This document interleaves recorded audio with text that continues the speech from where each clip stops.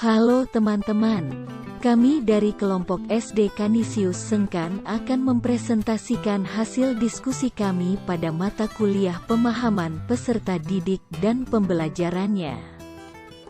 Sebelumnya izinkan saya memperkenalkan anggota kelompok kami yang tercinta. Hehehehe wakaka, ada Mas Freddy, Mbak Rika, Mbak Nisa, Mbak Dian, dan Mas Agung. Baik teman-teman, kita akan membahas 3 topik bahasan pada hari ini.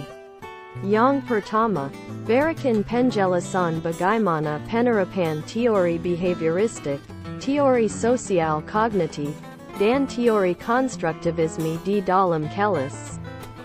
Yang kedua, berikan penjelasan model-model pembelajaran apa saja yang terbentuk berdasarkan prinsip konstruktivisme. Yang ketiga, buatlah rencana untuk meningkatkan motivasi para siswa yang ada di kelas dengan gambaran yang telah ditentukan. Kakak-kakak, sudah siap? Mari kita mulai ya. Teori behaviorisme atau teori behaviorisme ini pertama kali ditemukan oleh Pavlov dalam melakukan percobaan terhadap anjing sehingga ditemukan classical conditioning atau pengkondisian secara klasikal, yaitu ketika stimulus digabungkan dengan rangsang yang asli dan netral kemudian dilaksanakan terus-menerus sehingga terjadi respon yang diinginkan. Hal itu juga dilakukan oleh Thorndike yang melakukan percobaannya terhadap kucing sehingga ditemukan bahwa belajar adalah interaksi antara respon dan juga stimulus. Stimulus adalah hal-hal yang dapat merangsang terjadinya belajar yang dapat berupa tindakan, pikiran, perasaan, atau hal-hal yang lain yang dapat ditangkap oleh indera. Sedangkan respon adalah hal-hal atau reaksi dari individu belajar yang dapat berupa pikiran, perasaan, gerakan, atau tindakan. Dari percobaan yang dilakukan oleh kedua ahli di atas, maka dapat disimpulkan bahwa teori behaviorisme ini adalah teori belajar yang menyatakan bahwa proses belajar dapat terjadi karena syarat-syarat atau condition tertentu yang kemudian menimbulkan reaksi atau respon. Dalam penerapannya, dalam pembelajaran, yaitu guru dapat memberikan stimulus yang sudah dibuat oleh guru agar siswa mampu dapat mengulangi atau berperilaku sesuai dengan yang guru harapkan.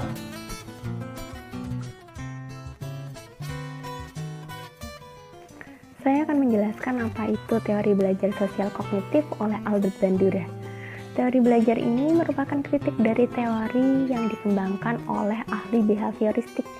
Teori belajar sosial kognitif adalah teori yang menonjolkan gagasan bahwa sebagian besar pembelajaran manusia terjadi dalam sebuah lingkungan sosial.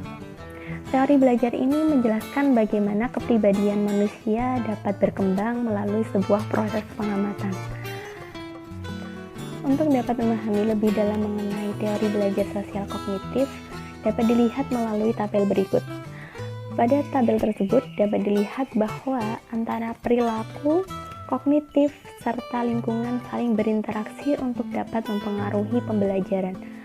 Faktor lingkungan mempengaruhi perilaku dan sebaliknya, faktor kognitif mempengaruhi perilaku dan sebaliknya, serta faktor lingkungan mempengaruhi kognitif dan sebaliknya.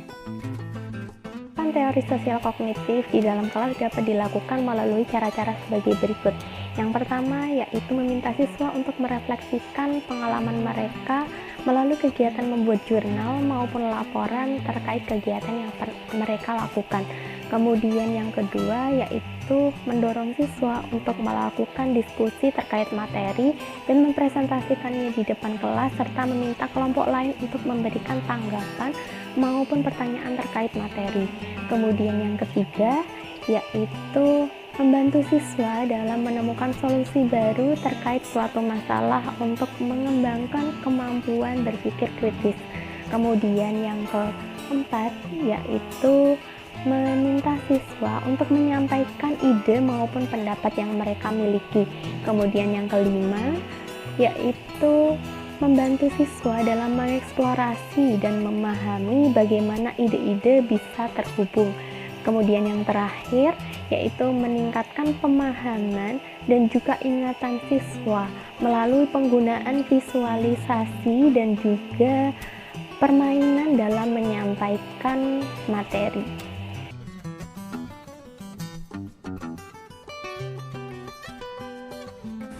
Teori konstruktivisme merupakan teori belajar yang menyatakan bahwa manusia belajar melalui pengalamannya dan juga interaksi dengan lingkungannya. Penerapan prinsip konstruktivisme di dalam kelas. Berikut yang dapat dilakukan oleh para guru, yaitu 1. Guru dapat melatih kemampuan siswa dalam mengemukakan ide atau gagasan kreatif dengan merumuskan pertanyaan dan menemukan jawaban sebagai problem solving. Hal ini dapat mendorong kemandirian siswa dan inisiatif siswa dalam belajar. Kemudian yang kedua, guru dapat mengajukan pertanyaan terbuka dan memberikan kesempatan kepada siswa untuk memberikan respon. Hal ini bertujuan untuk melatih rasa percaya diri siswa dalam melakukan penyelidikan dengan menggunakan informasi yang sudah didapatkan. Kemudian yang ketiga, guru dapat melatih siswa untuk berpikir tingkat tinggi atau dapat disebut dengan higher order thinking.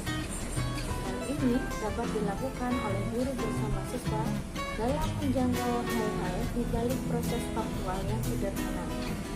Kemudian yang keempat, guru dapat melibatkan siswa dalam dialog atau diskusi kepada teman-teman ataupun dengan guru untuk terciptanya pembelajaran yang interaktif. Hal ini sesuai dengan pengertian atau teori yang disampaikan oleh Vygotsky tentang teori konstruktivisme, yaitu berkonsep dasar pada interaksi sosial. Kemudian yang kelima, yaitu tentang siswa mendapatkan pengalaman yang menantang dan mendorong terjadinya diskusi.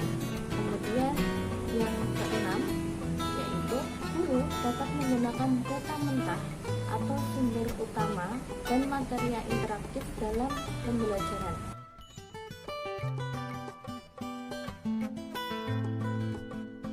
Model-model pembelajaran berdasarkan prinsip konstruktivisme adalah yang pertama, pembelajaran kooperatif, yaitu model pembelajaran dengan memberikan tugas kepada siswa yang lebih pandai dalam sebuah kelompok kecil yang hasilnya akan dipresentasikan kepada kelompok lain di dalam kelas. Yang kedua, model belajar penemuan atau inquiry, yaitu model belajar yang pada prinsipnya mengajak peserta didik untuk aktif bertanya dan bereksperimen secara mandiri selama proses belajar. Yang ketiga, model pembelajaran mixer, yaitu teknik pembelajaran kooperatif di mana siswa bukan guru yang memiliki tanggung jawab lebih besar dalam melaksanakan pembelajaran. Yang kelima, model investigasi kelompok, yaitu model pembelajaran kooperatif yang melibatkan siswa secara maksimal dalam kegiatan pembelajaran. Yang keenam, model problem-based learning adalah model pembelajaran yang melibatkan siswa dalam suatu kegiatan atau proyek untuk menghasilkan suatu produk. Yang ketujuh adalah model pembelajaran berbasis proyek, adalah suatu model pembelajaran yang menyangkut pemusatan pertanyaan dan masalah yang bermakna.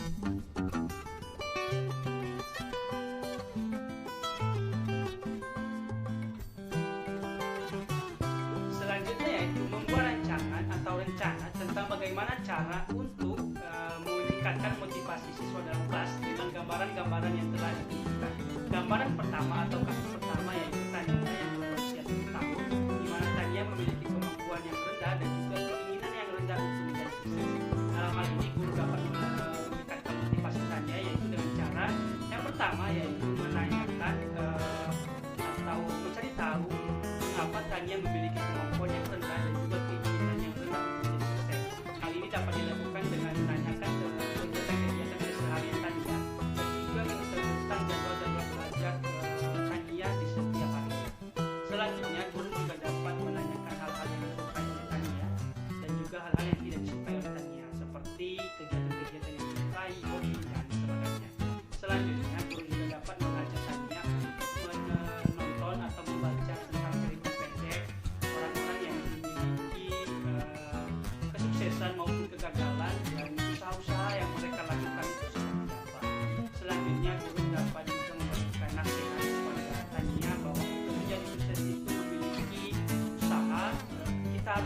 untuk mencapai kesuksesan tersebut.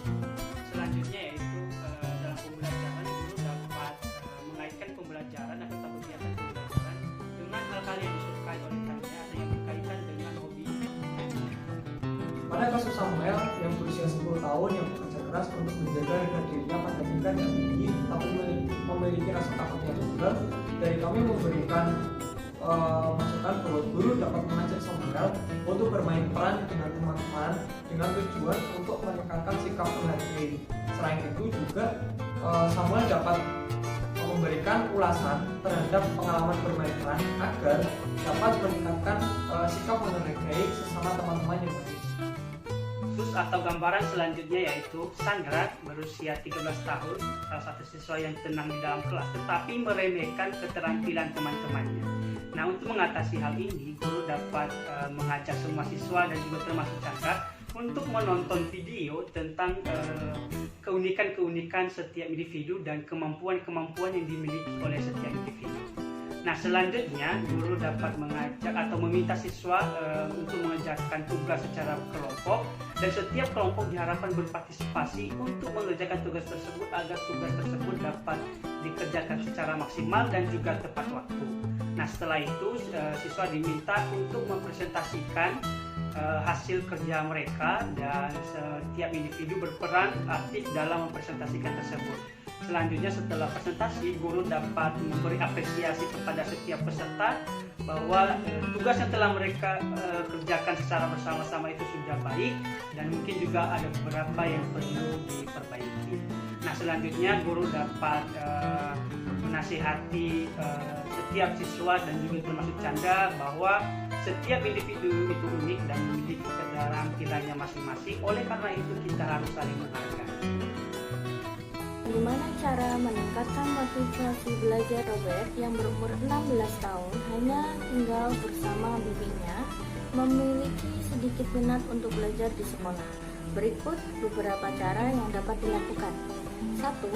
Kita memberikan pendekatan kepada Robert untuk mengetahui tentang penyebab yang menyebabkan dia memiliki sedikit minat untuk belajar. Kemudian kita dapat mencari tahu tentang harapan dan keinginan Robert yang dapat dijadikan acuan untuk meningkatkan motivasi belajarnya. Kemudian yang kedua, kita dapat membangun komunikasi dan kerjasama dengan didik Robert. Dalam hal ini, untuk membantu Robert atau mendukung Robert dalam keluarga untuk dapat meningkatkan motivasi belajarnya, baik itu di rumah ataupun di sekolah. Sehingga harapannya ketika Robert mendapatkan dukungan dari rumahnya dan kemudian juga dukungan dari sekolah, maka motivasi belajarnya akan meningkat.